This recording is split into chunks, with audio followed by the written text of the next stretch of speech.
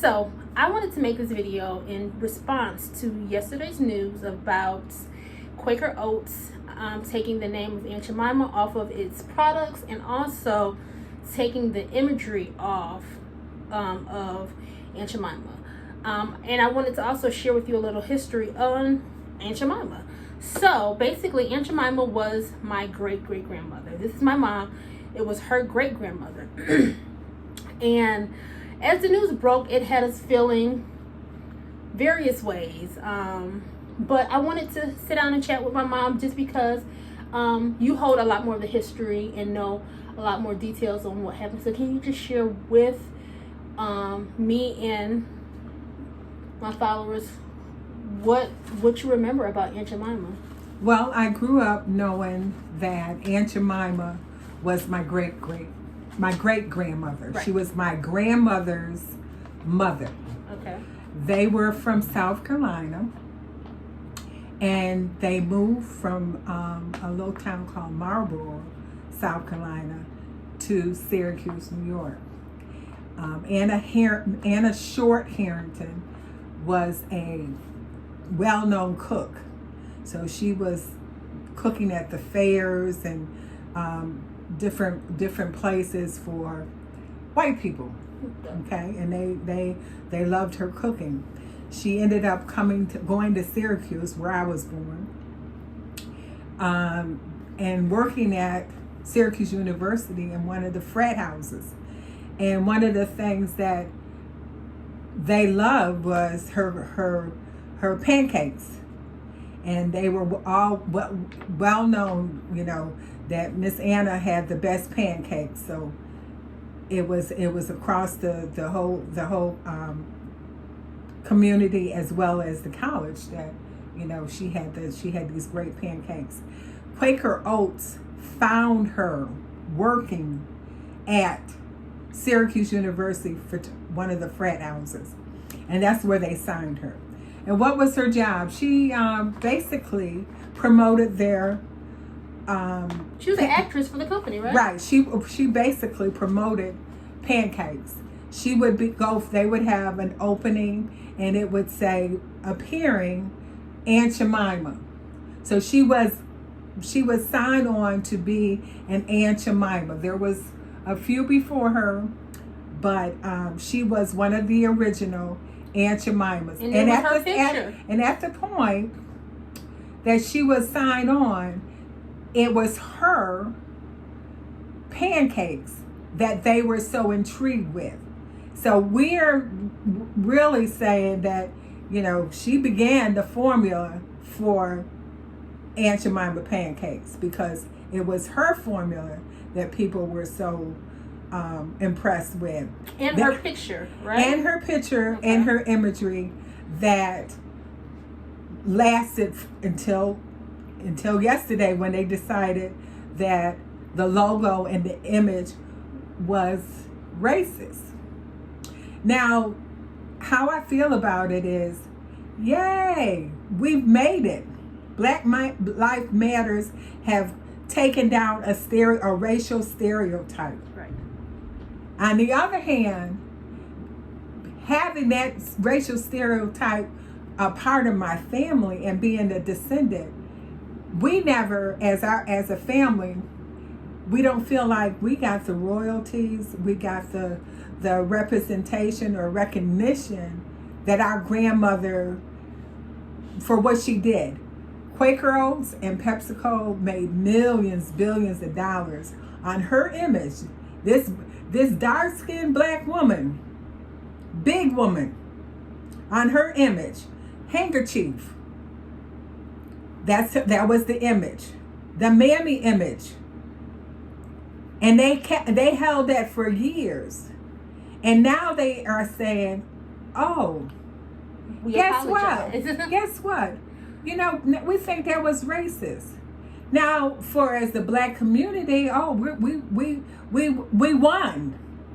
As the family, we did not win. We did not win. As a family, we didn't win, because if you took our grandmother, you took our image, her image, and made billions of dollars, but you never return $1 for royalties to her family.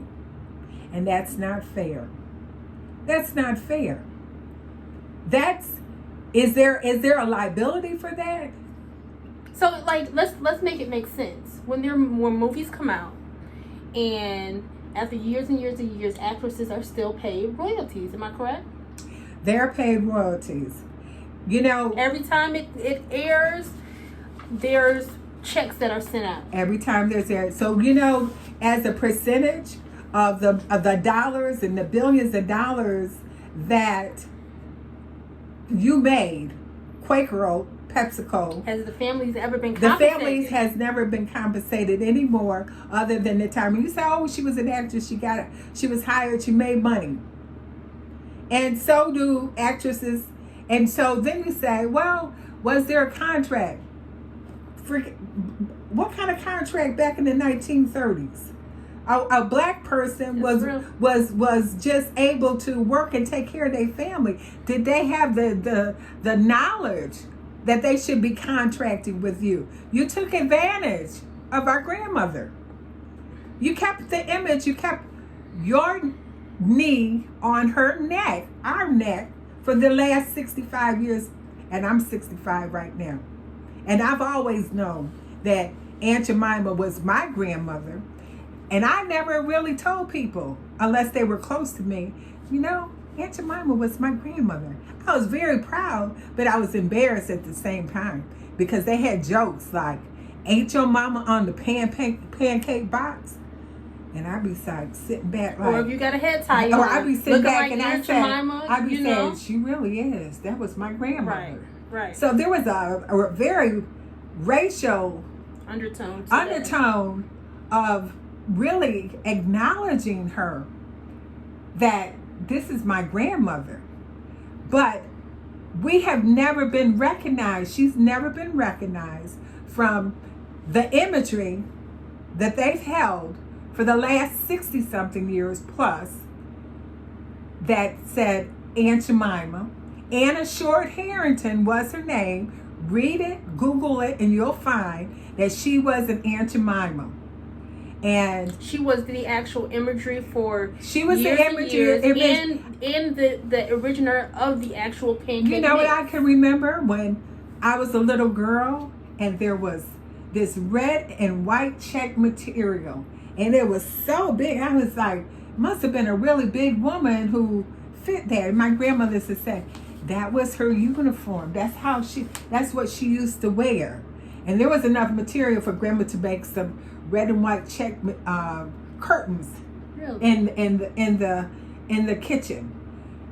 All I'm saying is, Quaker Oats, PepsiCo, you stole from us. You stole, and now you're taking the legacy away without recognition of any royalties to the family. I'm happy that you have determined that racism should not exist with this stereotypical logo or image. However, back in the day, when someone was trying to take care of their 5 children and live and support them, it was what they had to do. It's not a choice. It's the same choices that we had then are not what we have now. Right. So therefore, what we would like you to do, we understand that you're looking at Black initiatives and in the future, and we're grateful for that. Right. I'm happy for that. Right. But for all the billions of dollars that you made on my grandmother, Anna Short Harrington, if you gave us $1 of the billions of dollars, you could compensate us for royalties. That's all I got to say. And also, on top of that, we would like to see her, Anna Short Harrington, memorialized. There has been statues of very racist figures in this world. And this was someone who was very influential in the Syracuse community, who provided a lot to her community. She opened up a house where she let people come live with her. Am I correct? Absolutely. And my great grandmother and my grandmother continued that legacy. As to what I can remember as a child visiting Syracuse, they always took care of people. It was common knowledge. Took in kids, foster kids. It was something that the legacy led from Anna Short Harrington. We would definitely like to see her memorialized and the family compensated. Now, what I do know that Bennettsville, South Carolina, has an historic information that Aunt Jemima was born and raised here. Syracuse, New York, has a historic figure that she was born and she's buried in Oakwood Cemetery in Syracuse, New York. We don't want our legacy to die because you say your image and logo was racially suggested. However, if that ceases, then look back at what you did as a racial image and failure to, you used that image. Pay the compensation, pay something in royalties to her legacy. That's the least You can PepsiCo and Quaker Oats can do. And this is response to the news of them removing their logo and imagery and changing it to, we don't know what it's going to be changed to. Now, I'm all for that, and that's wonderful. But as a descendant, you didn't pay me. You didn't give me $1. You didn't give the family $1. There was no royalties. So pay up. It's time. I think it's time, and I think it was summed up. We want compensation, fair compensation. We're not asking for you to, in your company, but at the end of the day, I read something today that Aunt Jemima has been used for 100 years. Everybody that I know knows the name Aunt Jemima. Everybody. That is a household name across the board. And for you guys to never have compensated the family, and our family has tried to sue with no avail. Okay?